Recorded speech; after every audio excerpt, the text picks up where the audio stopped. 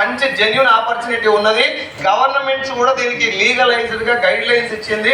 ఇది guide lines ను పాటిస్తున్నటువంటి కంపెనీలో కనుక మనం జాయిన్ అయి ఒక 2-3 సంవత్సరాల కాలం పాటు ప్రాణం దాంట్లో పెట్టి పని చేయగలిగితే లైఫ్ మారుతుందని చెప్పి 100లో 98 మంది తెలుగు వాళ్ళకి తెలియదు. నేను వేరే రాష్ట్రాలకు వెళ్ళలేదు కాబట్టి వేరే వాళ్ళ గురించి మాట్లాడను, కానీ తెలుగు రాష్ట్రాల్లో ఒక 6 లక్షల మందికి నేను ఇట్లాంటి మీటింగ్స్ పెట్టాను.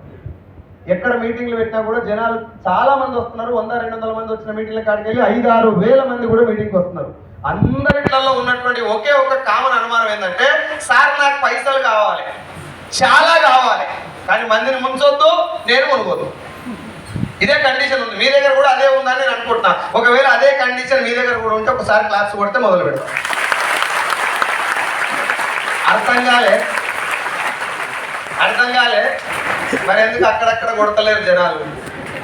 కేసీఆర్ సార్ చెప్పినట్టు ఆడోడు మోపైతుంది. ఎవరన్నా సార్ అట్లా ఆడోడు మోపై ఎవడనంటే మాత్రం జర తొందరగా వెళ్ళిపోయి టైం వేస్ట్ చేయదు.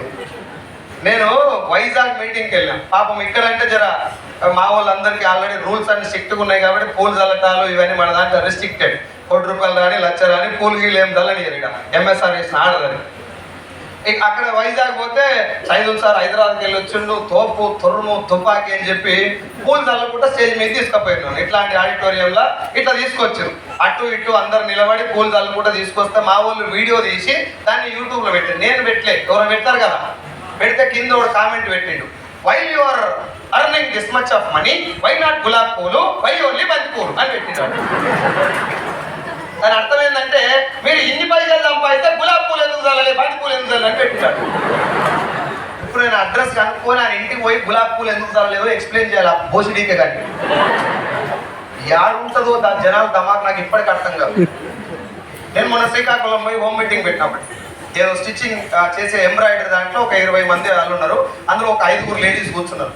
మీటింగ్ మొత్తం మాట్లాడుకుంటూ నాకు చెక్కు చెప్పి, నేను ఇప్పటి నుంచి పని చేయకపోయినా నా చెక్కు ఇంతే వస్తుంది మేడం, అందుకోసం నేను పని చేస్తున్నా అంటే, పని చేయకపోయినా వస్తా అంటారు కదా సార్, మళ్ళీ ఎందుకు పని చేస్తున్నా అంటున్నారు.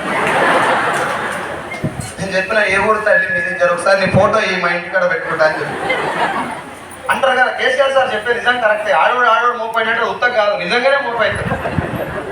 మన జీవితం మీద మనకి ఇంట్రెస్టే లేదు.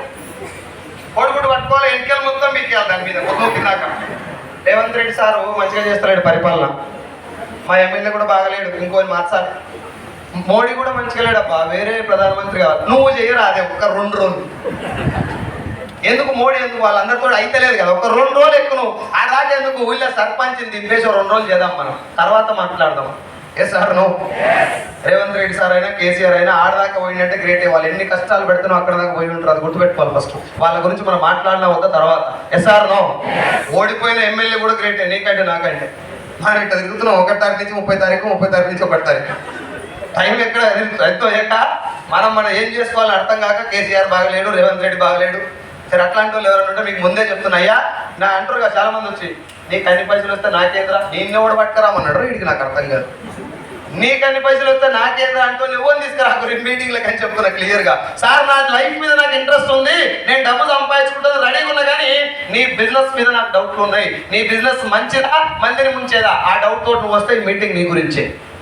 నువ్వు ఏమన్నా చెప్పు, నా నెత్త నా మైండ్కు ఇంపది అది ఉంది.